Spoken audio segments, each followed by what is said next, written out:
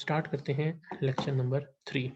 तो इसमें हमारे पास है सबसे पहले कि हमारा जो वाइब्रेशनल एनालिसिस का प्रोसीजर क्या होगा। कोई भी हम वाइब्रेशन का प्रॉब्लम सॉल्व करेंगे आगे, तो उसमें हम ये 4 स्टेप्स जो हैं इनको हम देखकर सॉल्व करेंगे। फर्स्ट स्टेप आपका आ जाएगा कि आपने मैथमेटिकल मॉडल बनाना है। अब मैथमेटिकल मॉडल क्या होता है कि आपके पास होता है एक फिजिकल ऑब्जेक्ट। फॉर एग्जांपल एक कार है आपके पास, ठीक है।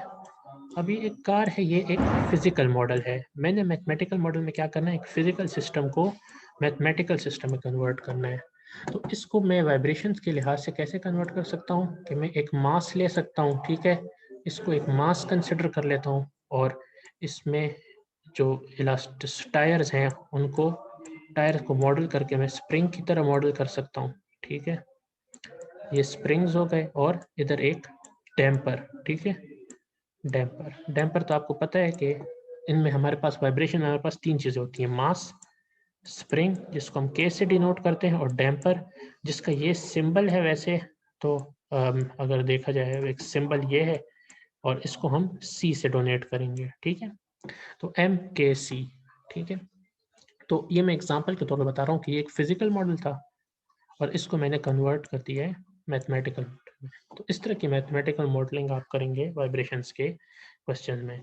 उसके बाद होगी एक सेकंड स्टेप में कि आपने इसकी गवर्निंग इक्वेशन निकालनी है कि आया इसको मैं कि इसकी फॉर्म आपके पास क्या आएगी। फॉर एग्जांपल अगर ये मेरे पास एक इक्वेशन आ जाती है इसकी सी एक्स डॉट प्लस के एक्स इक्वल टू 0।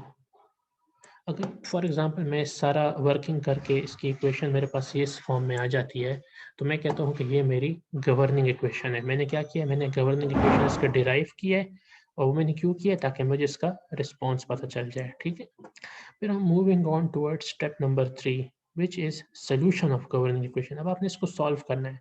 सॉल्व करने के लिए आपको जो अभी कॉन्सेप्ट्स आपने पढ़े हैं डिफरेंशियल इक्वेशन के, डायनामिक्स में जो आपने कॉन्सेप्ट्स पढ़े हैं या जो आपकी लर्निंग और अंडरस्टैंडिंग है, उससे आप इसको सॉल्व करेंगे। एक्स के आपके पास कुछ टी की फॉर्म में आपके पास इक्वेशन की फॉर्म में आ सकता है, एक्स आपके पास कोई वैल्यू की फॉर्म में आ सकता है, आपको टाइम गिवन हो, तो ये आपके पास हो जाएगा सोल्यूशन ऑफ गवर्निंग इक्वेशन, ठीक है।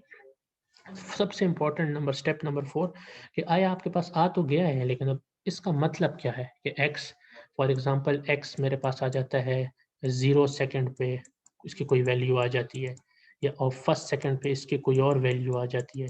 तो इसका मतलब क्या है कि सिस्टम आया एक्सेलरेट कर रहा है, डिसेलरेट कर रहा है, अपने पोजीशन पे है, vibration with respect to time कम हो रही है, ज़्यादा हो रही है। तो वो सब आपके पास स्टेप नंबर 4 में आ जाएगा कि आप अपने रिजल्ट को किस तरह इंटरप्रेट करेंगे, ठीक है। सिर्फ आपने ये स्टेप्स यूजुअली हम फॉलो करेंगे सारे वाइब्रेशन प्रॉब्लम्स के लिए। अब हमने इसमें आ जाते हैं हम उसकी जानिब, स्प्रिंग एलिमेंट्स की जानिब। अब वाइब्रेशन जब आप पढ़ते हैं तो स्प्रिंग आपके पास जो है इसका एक अहम कंपोनेंट है वाइब्रेशन सिस्टम में। अब स्प्रिंग क्या है, हम थोड़ा स्प्रिंग को डिस्कस कर लेते हैं। Spring is a type of mechanical link which in most application is assumed to have negligible mass and damping, ठीक है। हम assume करते हैं कि जो स्प्रिंग है ऐसे बना लें या ऐसे बना लें, जिस तरह आप बनाना चाहें। अच्छा, तो जिसको मैं के से डिनोट करता हूँ, इसका नेग्लिजिबल मास होता है, इसका मास बिल्कुल ना होने के बराबर है और डैम्पिंग भी बिल्कुल ना होने के बराबर होती है, ठीक है। The most common type of spring is the helical coil spring used in retractable pens। ये उन पेन की बात कर रहे हैं जो आपके पास बॉल पेन है, जो कि आप मतलब बटन दबाने से नीचे हो जाते हैं और फिर उसको नीचे एक और लीवर्स होता है, वो पुश करने से वापस ऊपर आ जाता है। तो आपने कभी पेन खोल के देखा हो तो उसके अंदर एक स्प्रिंग लगा होता है, ठीक है, ठीक है। इस तरह के जो पेंसिल्स होते हैं रिट्रैक्टेबल, स्टेपलर्स में देख लें आप, पेन्स लगे होते हैं, ठीक, सॉरी, स्प्रिंग लगे होते हैं। सस्पेंशन ऑफ फ्रेट ट्रक्स का मतलब लोडेड ट्रक्स, जो आपके पास ट्रॉलर मॉलर होते हैं, उनमें स्प्रिंग्स लगे होते हैं। व्हीकल्स में आपके पास स्प्रिंग होते हैं, ठीक है, वो स्प्रिंग होते हैं आपके पास।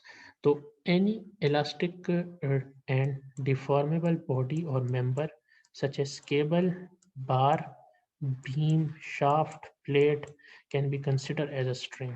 मतलब कोई भी केबल आपके पास स्प्रिंग का काम कर सकता है, कोई भी बार आपके पास स्प्रिंग का काम कर सकता है, ठीक है। कोई भी बीम आपके साथ स्प्रिंग का काम कर सकती है, शाफ्ट, प्लेट, डिफरेंट तरीके हैं, ठीक है। अब जो गाड़ियों में आपके पास क्लच प्लेट होता है, जो आप इसको भी देखें तो ये भी एक तरह से स्प्रिंग का काम करता है, ठीक है। कहीं कहीं पे आपको बीम्स नजर आएंगे, वो स्प्रिंग का काम करती हैं, ठीक है। तो ये आपके पास स्प्रिंग की जो है आपके पास डेफिनेशन आ गई। स्प्रिंग एलिमेंट्स क्या होते हैं। अच्छा, दूसरा स्प्रिंग फंक्शन क्या करता है, स्प्रिंग का एप्लीकेशन में फंक्शन क्या होता है। तो spring is commonly represented as shown in figure 1.18a, ठीक है। ये मेरे पास एक स्प्रिंग है 1.18a को अगर मैं देखूं, ठीक है। ये अब इसका एक फिक्स्ड एंड है 1, एक इसका फ्री एंड है 2, और इसका लेंथ है मेरे पास L, ठीक है। If the free length of spring with denoted L, it undergoes an axial force is applied, ठीक है। जब आप एक axial force इस पे अप्लाई करते हैं, फॉर एग्जांपल ये B वाला केस में ले लेता हूँ 1.18B, मैं इस पे एक फोर्स अप्लाई करता हूँ तो जो फ्री एंड है 2 वो अब नए पोजीशन पे आ गया है 2 डैश, और इसमें एक्सटेंशन आ गई है x की, मतलब x लेंथ इसका ज्यादा हो गया। पहले लेंथ इसका L था, नया लेंथ आएगा इसका L प्लस एक्स, और इसमें जो एक्सटेंशन आएगी वो आएगी x की, ठीक है। सिमिलरली अगर मैं कंप्रेसिव लोड अप्लाई करता हूँ, वही फोर्स जो मैंने पहले इस डायरेक्शन में अप्लाई की थी, ये मेरे पास एक्सियल फोर्स था, ठीक है, या टेंशन फोर्स मैं कह सकता हूँ। अब मैंने वही फोर्स अपोजिट डायरेक्शन में अप्लाई कर दी ऊपर की तरफ, ठीक है, इसको मैं कहूँगा कंप्रेसिव फोर्स। जब मैंने कंप्रेसिव फोर्स अप्लाई किया इस एंड पे, तो अब मेरे पास एक्सटेंशन तो वही आई है, सॉरी रिडक्शन, इस मरतबा रिडक्शन आ गई मेरे पास। पहले एक्सटेंशन आई थी x, मतलब x ज्यादा हुआ था, अब मेरे पास आ गई है रिडक्शन L माइनस एक्स, ठीक है। तो अब मेरे पास जब रिडक्शन आ गई है तो इसकी लेंथ हो जाएगी कम। तो हुआ क्या स्प्रिंग में बेसिकली, अब हम इसको चेक करते हैं नेक्स्ट स्लाइड से कि स्प्रिंग में हुआ क्या है जब आपने कोई फोर्स अप्लाई किया है इस पे। बेसिकली क्या हुआ है कि spring is said to be linear if the elongation or reduction in length x is to the applied force as F is equal to kx, ठीक है। आप क्या करते हैं, आप एक स्प्रिंग पे फोर्स अप्लाई करते हैं, फोर्स की वजह से एक एक्सटेंशन प्रोड्यूस होती है, और उसको मैथमेटिकली आप कैसे लिखेंगे, F इज इक्वल टू के एक्स की फॉर्म में, ठीक है। ये x आपके पास क्या है, ये कितना एक्सटेंशन आया है, कि कितना आपके पास इसमें खिंचाव आया है, या इसमें कितना रिडक्शन भी आ सकता है, ठीक है। कंप्रेसिव के केस में आप इसको रिडक्शन कहते हैं। where K is a constant known as spring constant और spring stiffness और spring rate, ठीक है। इसको हम मुख्तलिफ नामों से, इन 3 मुख्तलिफ नामों से इसको हम बोल सकते हैं कि ये इसका spring stiffness है, इसका spring rate है, इसका spring constant है। आप डिपेंड करता है आप इसको कोई भी नाम, लेकिन मोस्ट कॉमनली इसको spring constant के नाम से हम डिनोट करते हैं। The spring constant K is always positive and denotes the force, which can be positive as well as negative, required to cause a unit deflection in the spring, ठीक है। तो K हमारे पास क्या होता है, K is equal to F by X। इसको मैं definition wise कैसे बताऊंगा कि it is the force which is required to cause a unit deflection in the spring, के 1 यूनिट डिफ्लेक्शन, 1 यूनिट डिफ्लेक्शन मतलब ये 1 यूनिट का मतलब कि 1 मीटर भी हो सकता है, 1 सेंटीमीटर भी हो सकता है, 1 मिलीमीटर भी हो सकता है, ये आपके उस पर डिपेंड करता है, लेकिन जनरलाइज करने के लिए हम कहते हैं 1 यूनिट। कि 1 यूनिट डिफ्लेक्शन के लिए आपको जितना फोर्स रिक्वायर्ड है उसको हम कहेंगे स्प्रिंग कांस्टेंट, ठीक है। तो ये तो इजी था, हम आगे जाते हैं कि हमने स्प्रिंग कांस्टेंट भी यहाँ पे डिफाइन कर लिया। अब तक हमने क्या किया है कि हम इसमें लेक्चर में हमने देखा कि वाइब्रेशन एनालिसिस कैसे करते हैं, और वाइब्रेशन एनालिसिस करने से पहले हमें पता होना चाहिए कि स्प्रिंग्स हमारे पास क्या फंक्शन है स्प्रिंग्स का, और स्प्रिंग्स को हम मॉडल कैसे करते हैं, और स्प्रिंग्स कांस्टेंट क्या होता है और कितना फोर्स चाहिए यूनिट डिफ्लेक्शन के लिए, उसको हम स्प्रिंग कांस्टेंट कहते हैं। ठीक है, अब इसमें कुछ और थ्योरी आ गई है।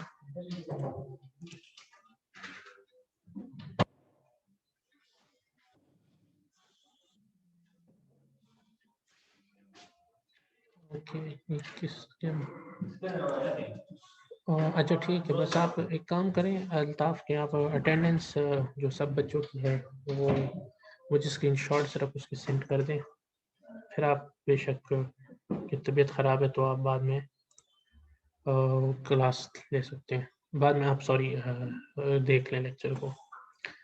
ओके, सो कंटिन्यू करते हैं कि when the spring is stretched or compressed under a tensile or compressive force F, according to Newton's third law of motion, a restoring force or reaction of magnitude is developed to the applied force। ठीक है, इसका ये मतलब हुआ कि अगर आपके पास एक स्प्रिंग है, मैं उसको अगर कंप्रेस करता हूँ या स्ट्रेच करता हूँ, तो एक अपोजिट फोर्स जो है या एक रिएक्शन फोर्स, एक रिस्टोरिंग फोर्स उसमें प्रोड्यूस जाती है। इसका ये मतलब है कि अगर आप स्प्रिंग को पुश करने की कोशिश करें तो वो आपको पुश बैक करेगी, तो एक रिएक्शन फोर्स उसमें डेवलप होगा। तो ये जो हम रिएक्शन फोर्स या रिस्टोरिंग फोर्स है, ये क्या करेगा कि ये स्प्रिंग को अपने ओरिजिनल पोजीशन पर लाने की कोशिश करेगा। अगर मैं आपको इस डायग्राम से बता सकूं तो अगर मेरे यहाँ पर इस पे F लगाता हूँ तो एक नेगेटिव F फोर्स जो है वो इसको वापस अपनी ओरिजिनल पोजीशन पर लाने की कोशिश करेगा। सिमिलरली दूसरे केस में अगर मैं नीचे की तरफ कंप्रेशन फोर्स लगाता हूँ तो एक अपोजिट फोर्स, एक रिएक्शन फोर्स इसको अपने ओरिजिनल पोजीशन पर लाने की कोशिश करेगा। ठीक है, तो और हम अगर F और X के दरमियान अगर हम ग्राफ बनाएं तो वो हमारे पास स्ट्रेट लाइन बनेगा। फॉर एग्जांपल ये मेरे पास F हो गया फोर्स, ये मेरे पास हो गया एक्सटेंशन। तो अगर इसका हम ग्राफ बनाएं तो एक स्ट्रेट लाइन आएगा, और इस ग्राफ का जो स्लोप होगा हमारे पास, स्लोप होगा वो बराबर होगा के के इक्वल होगा। ठीक है, और इसके ग्राफ के अंडर जितना भी आपका एरिया होगा, सही है, एरिया, तो ये हमारे पास होगा पोटेंशियल एनर्जी होगी इस स्प्रिंग की। पोटेंशियल एनर्जी मतलब वर्क डन कितना स्प्रिंग ने किया है। ठीक है, तो जितना इसमें पोटेंशियल एनर्जी स्टोर्ड होगा उसको हम इस फार्मूले से डोनेट कर सकेंगे जो इसके अंदर वर्क डन है। इसमें हमारे पास ये लेंथ अगर F है और ये हमारे पास X है, और ये आप देख सकते हैं ट्राइंगल, तो ट्राइंगल का फार्मूला है 1/2 इंटू F इंटू एक्स। ठीक है, अब इससे ये वाली फॉर्म कैसे आएगी कि आप F की जगह अगर आप U is equal to 1/2 Fx, आप F की जगह पुट कर दे 1/2 is equal to 1/2 into kx, क्योंकि F आपको पता है कि kx के इक्वल है इंटू x, तो यहाँ पर आ जाएगा आपके पास 1/2 kx स्क्वायर, ये वाली फॉर्म आपके पास आ जाएगी। तो स्टार्ट आपने इधर से लिया और एंड में आपके पास ये वाली फॉर्म आ गई। तो इस तरह हम इसके इक्वेशन को डिनोट कर सकते हैं। ठीक है, अच्छा, अब कम्बिनेशन ऑफ स्प्रिंग्स। अब आपके पास बहुत से ऐसे केसेस आते हैं जहां पर स्प्रिंग्स तो या आपके पास पैरेलल में होंगे या आपके पास सीरीज में होंगे। तो सिंपल ये है कि अगर आपने रेजिस्टर का पढ़ा हो, दो मेरे पास अगर रेजिस्टर्स हैं, ठीक है, अब रेजिस्टर्स अगर दो सीरीज में हैं तो जनरली ये R1 है, ये R2 है। ठीक है, तो अगर मैं इक्विवेलेंट रेजिस्टेंस निकालता हूँ सीरीज का तो वो आ जाएगा R1 प्लस R2। ठीक है, सीरीज में। और पैरेलल में अगर है मेरे पास तो मैं आपको रजिस्टर के एग्जांपल क्यों दे रहा हूँ, क्योंकि रजिस्टर हमने काफ़ी दफ़ा पढ़ा होता है तो उसका हमें आइडिया होता है, और स्प्रिंग्स हम बाद में जब पढ़ते हैं तो उसको हम इससे कंबाइन कर सकते हैं। ठीक है, तो R equivalent is 1/R is equal to 1/R1 plus 1/R2। ठीक है, ये सीरीज का हो गया रजिस्टर के केस में, और ये पैरेलल का हो गया। अब जो स्प्रिंग का केस है वो भी इसके बिल्कुल अपोजिट है। कैसे, अब हम देखते हैं। स्प्रिंग में जो है, अब स्प्रिंग में पैरेलल में ऐड होंगे और सीरीज में आपके पास ये वाले फॉर्म में होंगे। ठीक है, इस वाले फॉर्म में उल्टा होगा रजिस्टर का। वो कैसे, अब हम देखते हैं इसको। Many practical applications, several linear springs are used in combination. These springs can be combined into single equivalent spring as indicated below. ठीक है, हमने एक इक्विवेलेंट स्प्रिंग में इसको ट्रांसफॉर्म करना है। यहाँ पे दो हैं, इसको हमने एक में लाना है ताकि हमारे पास प्रॉब्लम सॉल्विंग में आसानी हो। ठीक है, अब पहला केस है स्प्रिंग्स इन पैरेलल। ठीक है, to derive an expression for the equivalent spring constant of springs connected in parallel, consider the two springs figure shown in figure A. मेरे पास दो springs हैं, K1 है, ठीक है, और K2 है, दो springs हैं। ठीक है, when the load W is applied, the system undergoes a static deflection. ठीक है, जब मैं इस पे W की एक फोर्स अप्लाई करता हूँ तो इसमें एक डिफ्लेक्शन आ जाता है, जो कि मेरे पास ये वैल्यू, इतना डिफ्लेक्शन मेरे पास आ जाता है, डेल्टा ST, मतलब स्टैटिक डिफ्लेक्शन आ जाती है। तो जब मैं इसकी फ्री बॉडी डायग्राम बनाता हूँ, तो फ्री बॉडी डायग्राम, तो आपको पता है कि एक अगर फोर्स इस डायरेक्शन में लग रही है तो इसको बैलेंस करने के लिए और एक ऑपोजिट डायरेक्शन में रिएक्शन फोर्स या रिस्टोरिंग फोर्स लगेगी, और उनकी मेरे पास वैल्यू आ जाएगी F1 और F2। ठीक है, F1 आपके पास इक्वल हो जाएगा F1 K1 डेल्टा ST, और F2 आपके पास इक्वल होगा K2 डेल्टा ST। ठीक है, तो बेसिकली F1 F2 को उन्होंने K1 डेल्टा ST और K2 डेल्टा ST के नाम से लिखा है। ठीक है, तो अगले उसमें क्या करते हैं कि इस पर अब हम इक्वेशन ऑफ मोशन अप्लाई करते हैं, या summation of forces, submission of forces apply करते हैं। सबमिशन ऑफ फोर्सेस आपके पास क्या होता है कि आपके पास फोर्सेस x डायरेक्शन में और y डायरेक्शन में 0 के इक्वल होता है for a system in equilibrium. ठीक है, तो इक्विलिब्रियम इक्वेशन मेरे पास आ जाएगी। अब इसमें कोई x की फोर्स नहीं है, तो सिर्फ y की फोर्स की डिस्कशन हो रही है। ठीक है, और मैंने जो ऊपर के डायरेक्शन के फोर्सेस हैं, इस डायरेक्शन के फोर्सेस, इनको पॉजिटिव ले लिया है, जो मेरे पास बॉटम के होंगे उनको मैं नेगेटिव ले लूँगा। अब ये फोर्स जो है मेरे पास, ये पॉजिटिव हो जाएगा, ये भी पॉजिटिव हो जाएगा, और ये मेरे पास हो जाएगा नेगेटिव। तो इक्वेशन में देखते हैं कि K1 डेल्टा ये वाला, ठीक है, K2 डेल्टा ये भी पॉजिटिव माइनस W। ठीक है, ये अब नेगेटिव क्योंकि इसकी डायरेक्शन चेंज है, ये आ जाएगी 0 के इक्वल। ठीक है, फिर इसको जब मैं मॉडिफाई करता हूँ तो W को बोथ साइड्स पे ऐड करता हूँ तो इक्वेशन इस फॉर्म की आ जाती है। फिर जब मैं इसमें से डेल्टा कॉमन ले लेता हूँ तो W is equal to K1 plus K2 delta. तो K1 प्लस K2 को मैं लिख लेता हूँ K इक्विवेलेंट। तो K इक्विवेलेंट स्प्रिंग कांस्टेंट क्या है, K1 प्लस K2।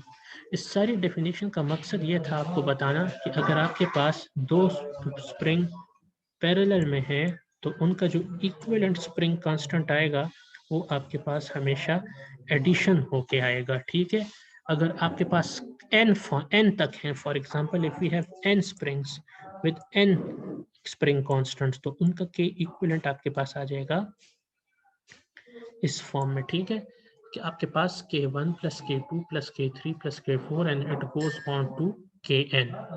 सही है, समझ आ गई कि सिर्फ आपने बस बगैर उसमें ऐड करना है, सोचे समझे।